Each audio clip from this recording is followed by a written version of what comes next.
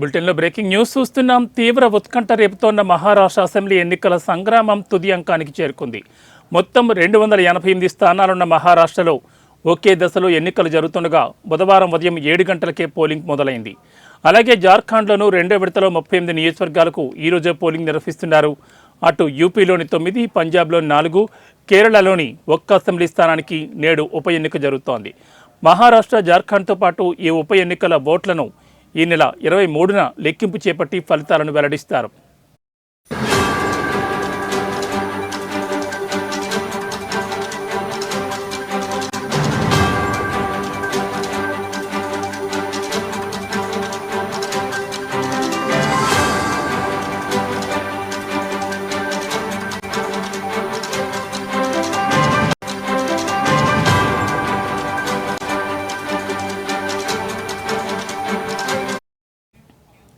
మహారాష్ట్రలో బీజేపీ, శివసేన, ఎన్సీపీల కూటమి మహాయుతి, కాంగ్రెస్, శివసేన, ఎన్సీపీల కూటమి మహావికాస్ అఘాడీల మధ్య హోరాహోరీ పోరు నెలకొంది.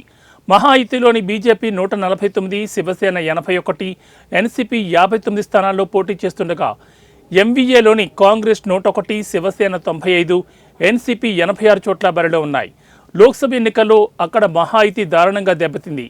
అయితే ఈసారి ఫలితాలు తమకే అనుకూలంగా ఉంటాయని, అధికారం నిలబెట్టుకుంటామని ధీమా వ్యక్తం చేస్తోంది.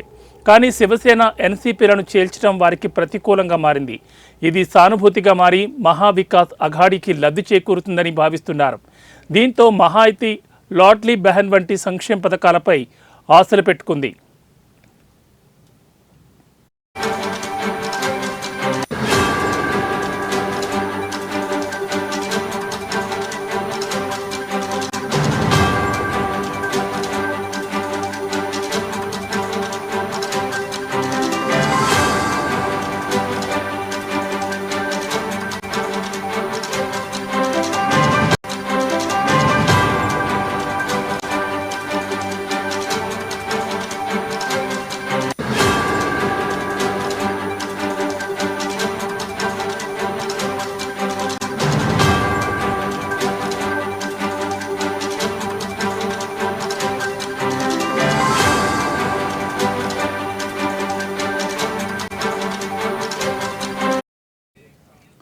మొత్తం 288 స్థానాల్లో 4136 మంది అభ్యర్థులు తమ అదృష్టాన్ని పరీక్షించుకుంటున్నారు.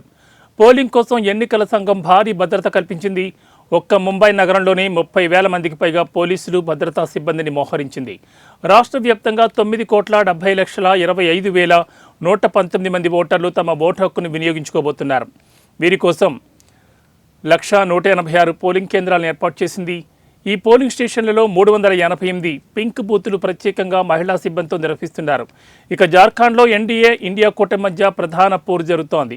రెండో దశలో 38 స్థానాలకు పోలింగ్ జరుగుతుండగా 528 మంది అభ్యర్థులు బరిలో ఉన్నారు.